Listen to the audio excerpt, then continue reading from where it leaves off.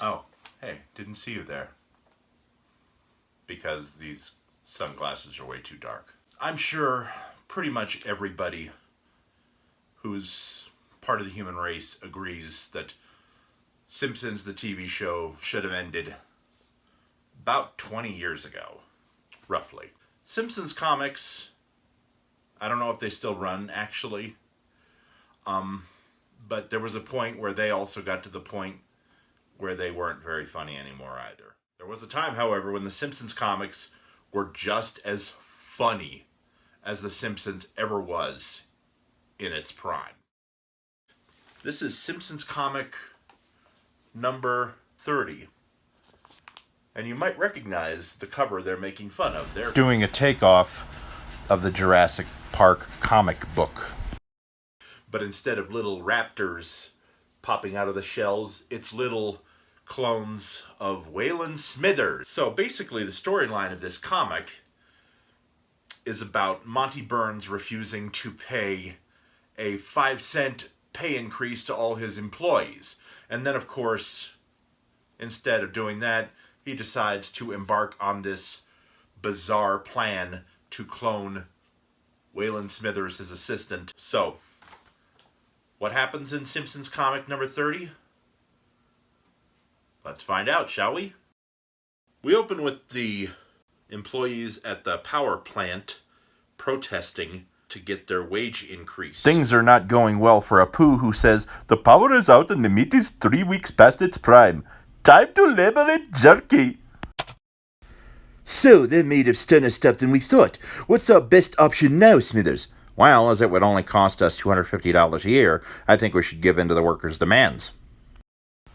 And of course, since Mr. Burns is a perfectly reasonable and completely level-headed sort of man, he waits days and hours until Smithers suggests a wildly more expensive plan.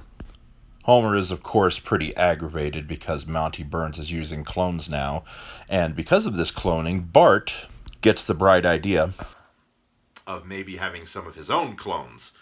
But in order to do this, he gets out his Kent Brockman investigative journalist kit.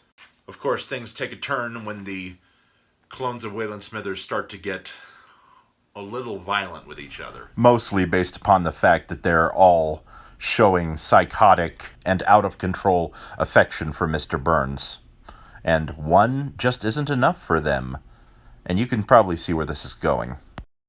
They want Mr. Burns to themselves, so they decide they're going to kill the original Smithers, a.k.a. Smithers Prime. I don't know, I guess they're going to blow him to smithereens. Laugh, damn you. Homer goes to the police, trying to convince them that Bart has gone missing. And of course, Chief Wiggum doesn't take him seriously at all. He didn't show up for school, and nobody's seen him since. Oh my God, put out an ABP immediately and call in the FBI because we could be knee-deep in an international intrigue. The Simpson boy never showed up for school. Thank you. Finally wait, are you being sarcastic? It's a new policy.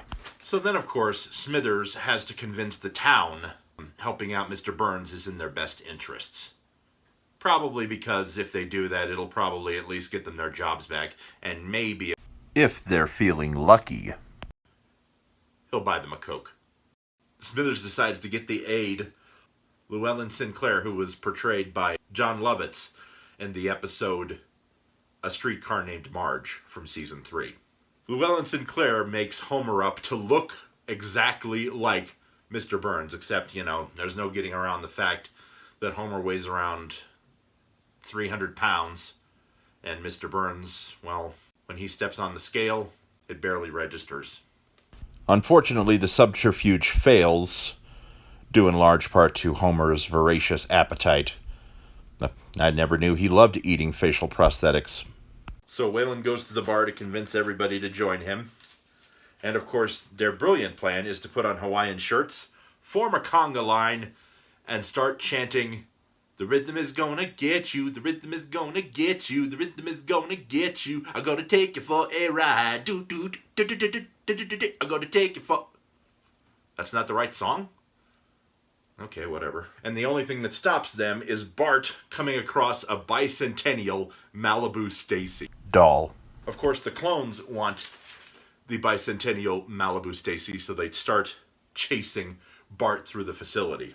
This leads to them getting locked up in the vault, where eventually Mr. Burns sees the wisdom of keeping them all alive as opposed to his desire to want to kill them, and he puts them all in a Broadway musical and makes millions. But at the very least, in the end, Mr. Burns has the decency to give the workers their 5-cent pay increase. This comic is awesome.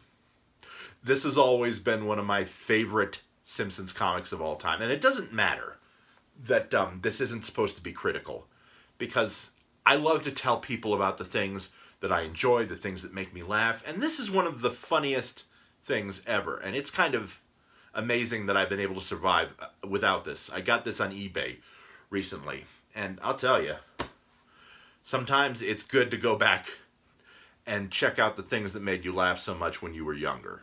I am Russo Glass Splinter, and I hope you all have a Simpsons-tastic day. Just remember, be careful not to do any cloning around.